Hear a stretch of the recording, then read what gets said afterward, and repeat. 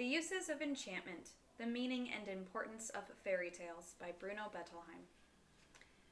From Part 1, A Pocket Full of Magic. The Three Little Pigs. Pleasure Principle versus Reality Principle.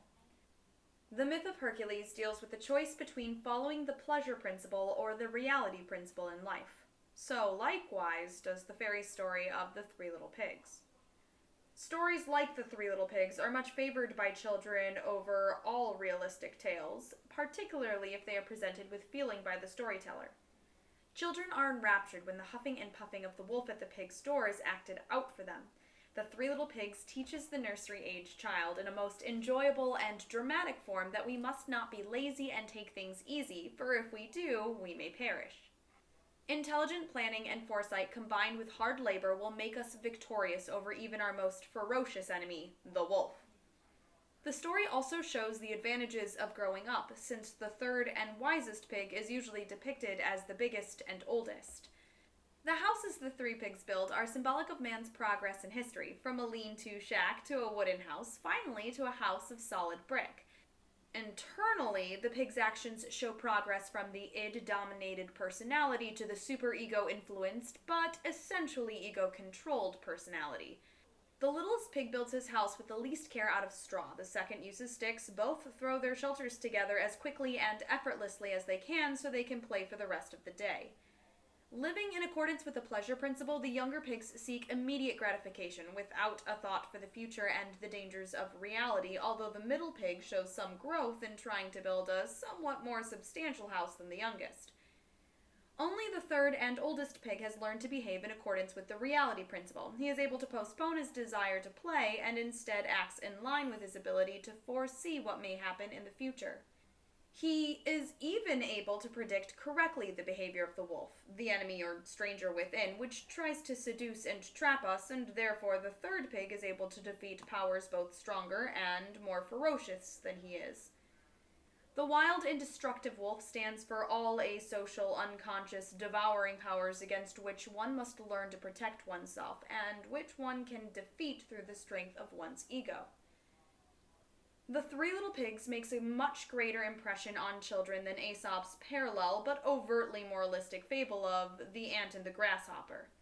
In this fable, a grasshopper, starving in winter, begs an ant to give it some of the food which the ant had busily collected all summer. The ant asks what the grasshopper was doing during the summer.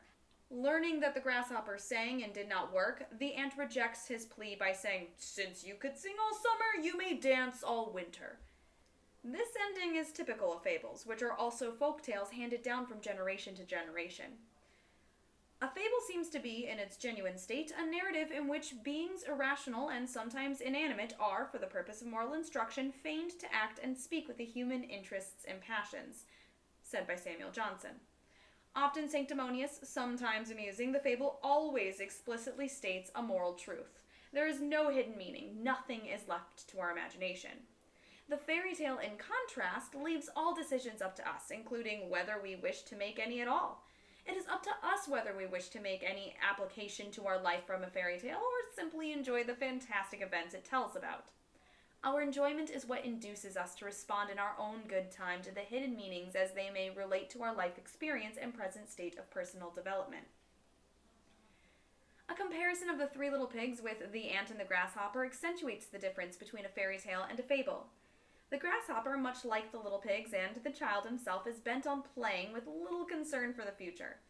In both stories, the child identifies with the animals, although only a hypocritical prig can identify with the nasty ant and only a mentally sick child with the wolf. But after having identified with the grasshopper, there is no hope left for the child, according to the fable. For the grasshopper beholden to the pleasure principle, nothing but doom awaits. It is an either-or situation, where having made a choice once settles things forever. But identification with the little pigs of the fairy tale teaches that there are developments, possibilities of progress from the pleasure principle to the reality principle, which, after all, is nothing but a modification of the former. The story of the three pigs suggests a transformation in which much pleasure is retained because now satisfaction is sought with true respect for the demands of reality. The clever and playful third pig outwits the wolf several times. First, when the wolf tries 3 times to lure the pig away from the safety of home by appealing to his oral greed, proposing expeditions to where the two would get delicious food. The wolf tries to tempt the pig with turnips, which may be stolen, then with apples, and finally with a visit to a fair. Only after these efforts have come to naught does the wolf move on for the kill. But he has to enter the pig's house to get him, and once more the pig wins out, for the wolf falls down the chimney into the boiling water and ends up as cooked meat for the pig. Retributive justice is done. The wolf, which has devoured the 2 pigs and wished to devour the 3rd, ends up as food for the pig. The child, who throughout the story had been invited to identify with one of its protagonists, is not only given hope, but is told that through developing his intelligence he can be victorious over even a much stronger opponent. Since according to the primitive and a child's sense of justice, only those who have done something really bad get destroyed, the fable seems to teach that it is wrong to enjoy life when it is good, as in summer. Even worse, the ant in this fable is a nasty animal without any compassion for the suffering of the grasshopper, and this is the figure the child is asked to take for his example. The wolf, on the contrary, is obviously a bad animal because it wants to destroy. The wolf's badness is something the young child recognizes within himself, his wish to devour and its consequence, the anxiety about possibly suffering such a fate himself. So the wolf is an externalization, a projection of the child's badness, and the story tells how this can be dealt with constructively. The various excursions in which the oldest pig gets food in good ways are an easily neglected but significant part of the story because they show that there is a world of difference between eating and devouring. The child subconsciously understands it as the difference between the pleasure principle uncontrolled when one wants to devour all at once, ignoring the consequences, and the reality principle in line with which one goes about intelligently foraging for food. The mature pig gets up in good time to bring the goodies home before the wolf appears on the scene. What better demonstration of the value of acting on the basis of the reality principle and what it consists of than the pigs rising very early in the morning to secure the delicious food and, in doing so, foiling the wolf's designs? In the fairy tale, it is typically the youngest child who, although at first thought little of or scorned, turns out to be victorious in the end. The 3 little pigs deviates from this pattern since it is the oldest pig who is superior to the 2 little pigs all along. An explanation can be found in the fact that all 3 pigs are little, thus immature, as is the child himself. The child identifies with each of them in turn and recognizes the progression of identity. The 3 Little Pigs is a fairy tale because of its happy ending, and because the wolf gets what he deserves.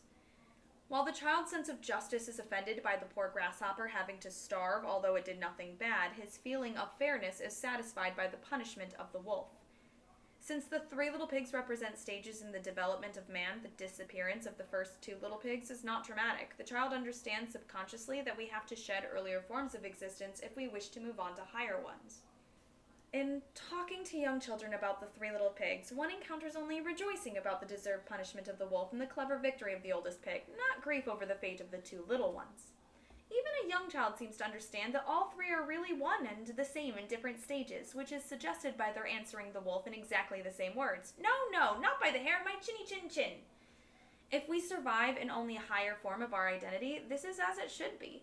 The 3 Little Pigs directs the child's thinking about its own development without ever telling what it ought to be, permitting the child to draw his own conclusions. This process alone makes for true maturing, while telling the child what to do just replaces the bondage of his own immaturity with the bondage of servitude to the dicta of adults.